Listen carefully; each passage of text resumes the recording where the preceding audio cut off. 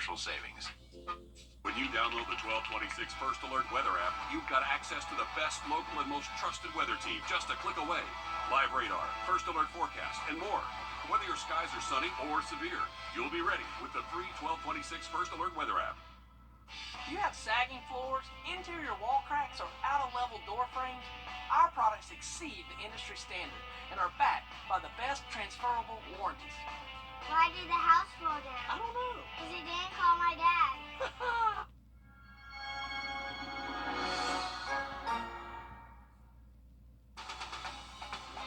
Live from Augusta, you're watching News 12 at 6 o'clock.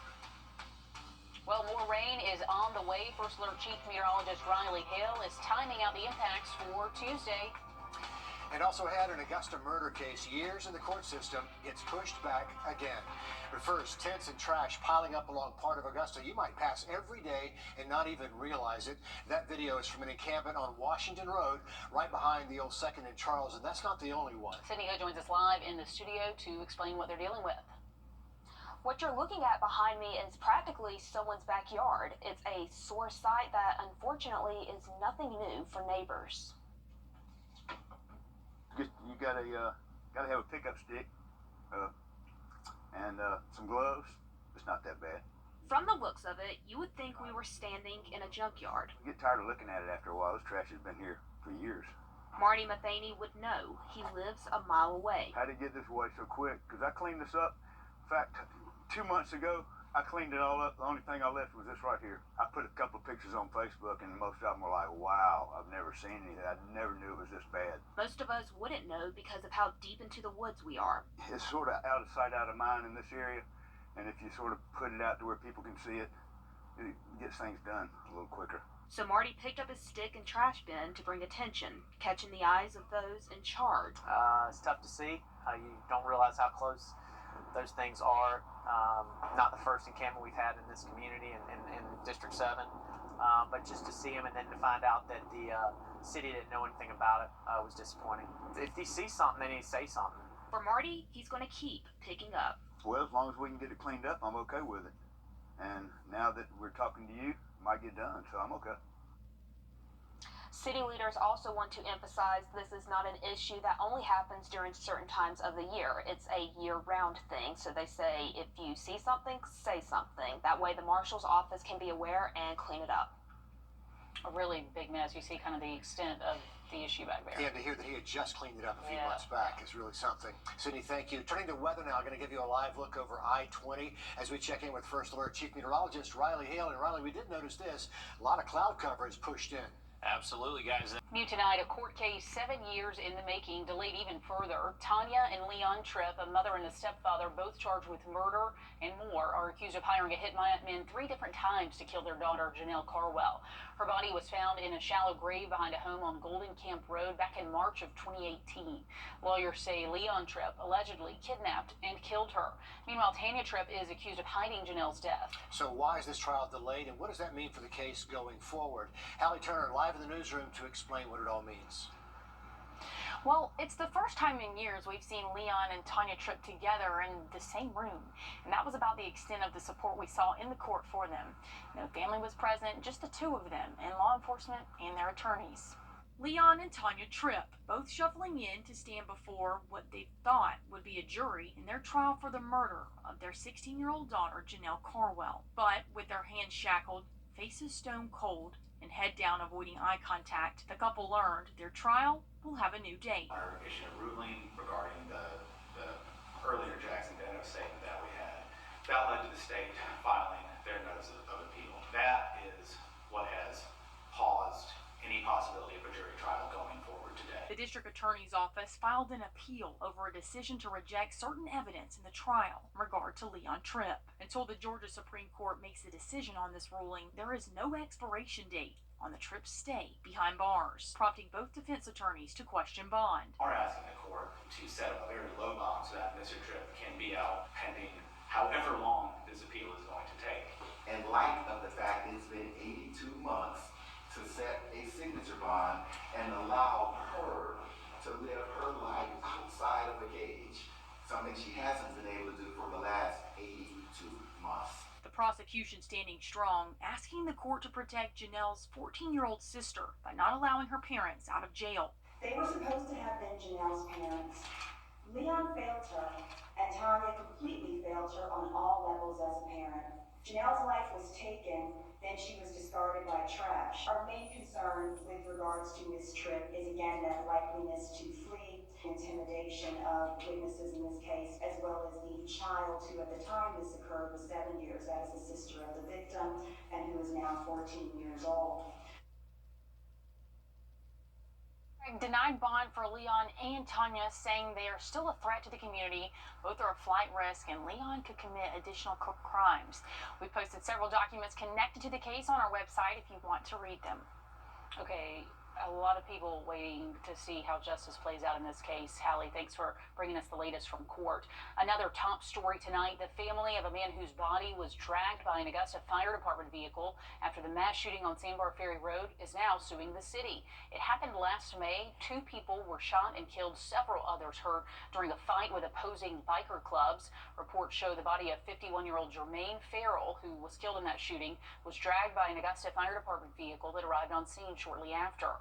It was dragged about 50 feet in total. In November, Farrell's 5 children originally filed a lawsuit against the Augusta Fire Department and the driver, Gregory Hartshorn, for gross negligence. Earlier this year, a judge granted a motion to replace those defendants with the city of Augusta. The city is requesting the court dismiss the lawsuit and denies responsibility.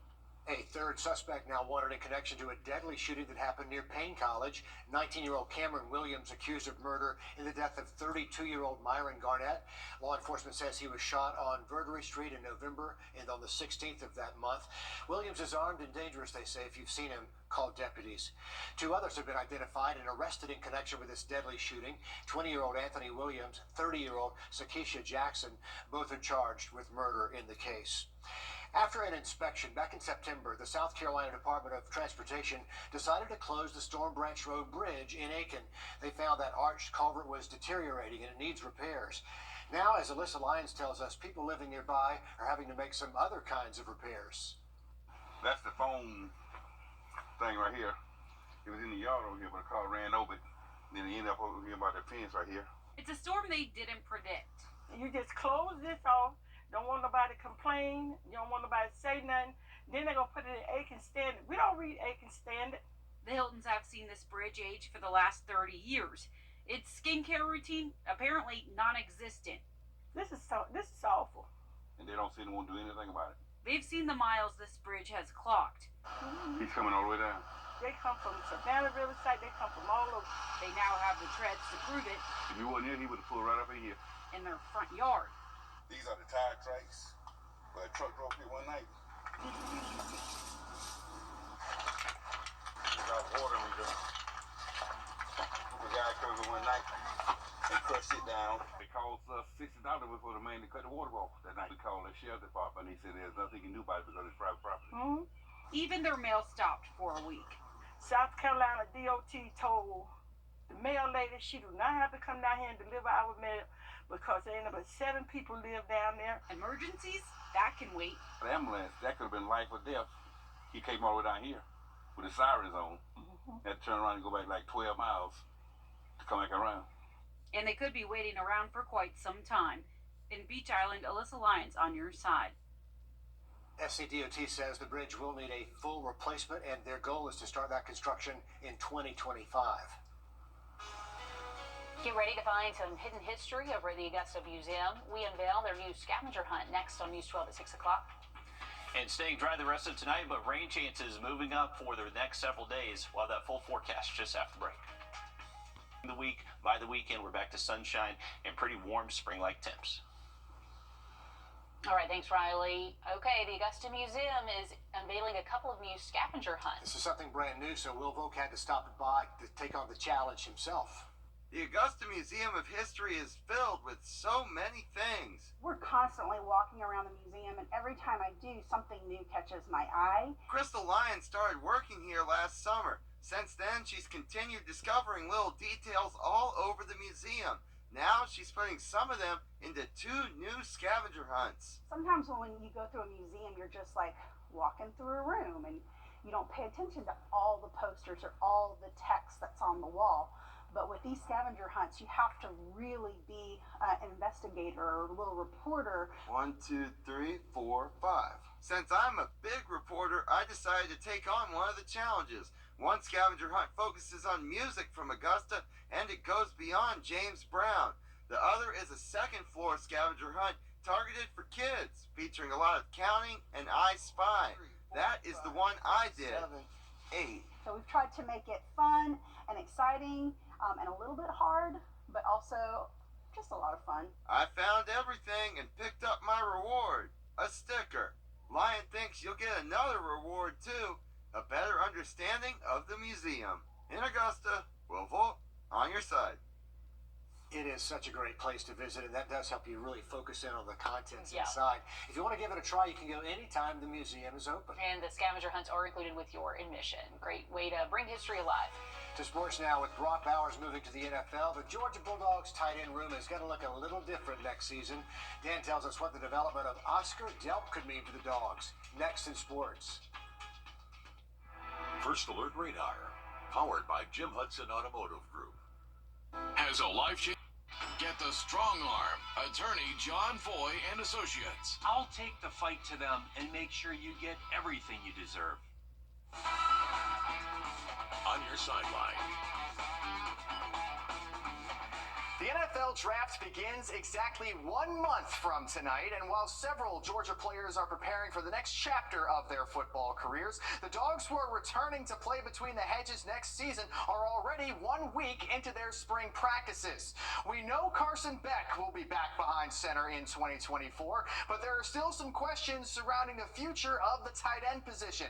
Brock Bowers, who did not participate in the Dogs Pro Day due to a hamstring injury, is expected to be a high first-round pick in next month's draft. Between winning 2 national championships and becoming the first tight end to ever win the Mackey Award twice, number 19 is leaving some pretty big shoes behind to fill. But Kirby Smart says Oscar Delp has a chance to carve out his own legacy with the Dogs. Oscar's really physical. You know, he does things his way. He's not Brock. He doesn't try to be Brock. He's a quiet leader similar to Brock, but he's really physical. He's tough. He knows the work ethic it requires. Taking the things I've learned from my freshman and sophomore year and watching Brock and Darnell practice and just kind of the standard that we hold here and kind of really just, you know, making sure you're at the front of every line and kind of giving your all every rep you take out there. While Bowers was dealing with his ankle injury this past season, Delp saw a lot of playing time, catching 24 passes for 284 yards and 3 touchdowns. And we wish him well there in the red and black. Dan, thanks so much. It's a vote for your safety and security here in Augusta. We're continuing with our weekly interviews with candidates running for Richmond County Sheriff. Today, Craig Allison introduces us to Bo Johnson, one of 3 challengers taking on the incumbent, Richard Roundtree. Following 10 years of service as a deputy in Richmond County, Bo Johnson spent most of his career as a federal air marshal, working alongside the FBI Joint Terrorism Task Force and law enforcement liaison. He eventually retired last year as a senior agent. A lot of my opposition has only worked here in this area only. And, you know, and that's great that they've spent their time here. I feel like with myself, although I have spent some time here, I've branched out. A number of concerns are bringing him out of retirement, but retaining officers is top of his list. If elected, he'll start a new department focused on bringing in people who want to make Augusta their permanent home. Good people don't tend to leave good jobs when you got good leadership. I believe that's the case here. I believe that's the problem why we're losing so many people. So many people are going on to other agencies. You really can't blame him. Externally, he says he wants to look into programs to keep repeat offenders from going back to jail. Inmates, he says, are taking up lots of taxpayer money, as well as non-violent offenders. But the deputies themselves are his focus. You know, back when I was a young deputy, you know, you had a sense of pride, and you could feel the respect that came from the citizens of Richmond County back then. I want to see that again. I want to see our deputies feel that pride. In Augusta, Craig Allison, on your side. And we will have that full interview for you and the story on our website, as well as the other 2 candidates we've covered at WRDW.com. Our last profile will feature the incumbent sheriff, Richard Roundtree. Prom season is here, and nationwide families are spending anywhere from hundreds to thousands of dollars helping their high schoolers prepare for the big night. As inflation rises, families may be looking for ways to make prom special this year on a budget. Instead of heading to Columbia or Atlanta, there are a lot of options to save and look stylish here at home. A local former wear shop says prom is always their busiest season of the year, but this year it's a little bit different. I think this year I would definitely call it a year of recovery. People are excited because school's back in session, activities are going on, and although money is a little tight and everything's gone up a little bit, we've had a really good season so far. She says they see anywhere from 5 to 15 customers a day during the week, nearly double that on the weekend. They have gowns ranging from $90 to a couple of hundred, so lots of options. Also some consignment options around town, so lots of choices out there. That is great to see, heading into prom season. Prom season and Easter weekend, believe it or not, this weekend. Luckily, the weather looks great for it. Sunshine and temperatures finally getting back above average. Another quick look at that 7-day just after the break.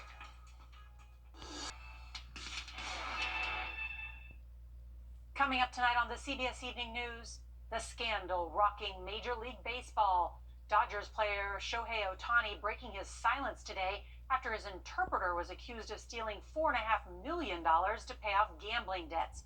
That and more headlines tonight on the CBS Evening News.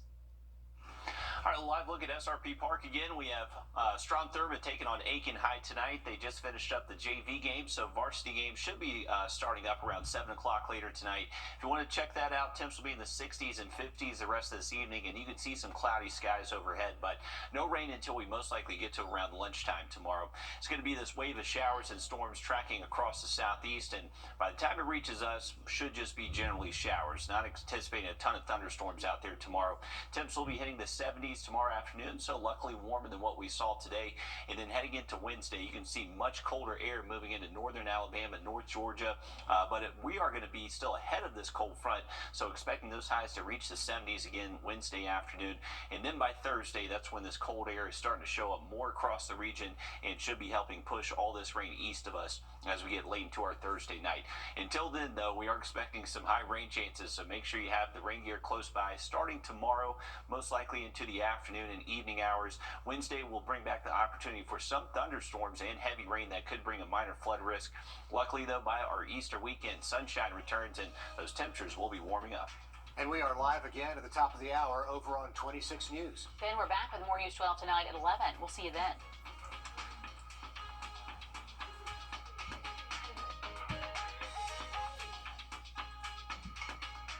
At the CBS Evening News, we focus on solutions, finding solutions to help people understand what are the right choices to make for you and your family.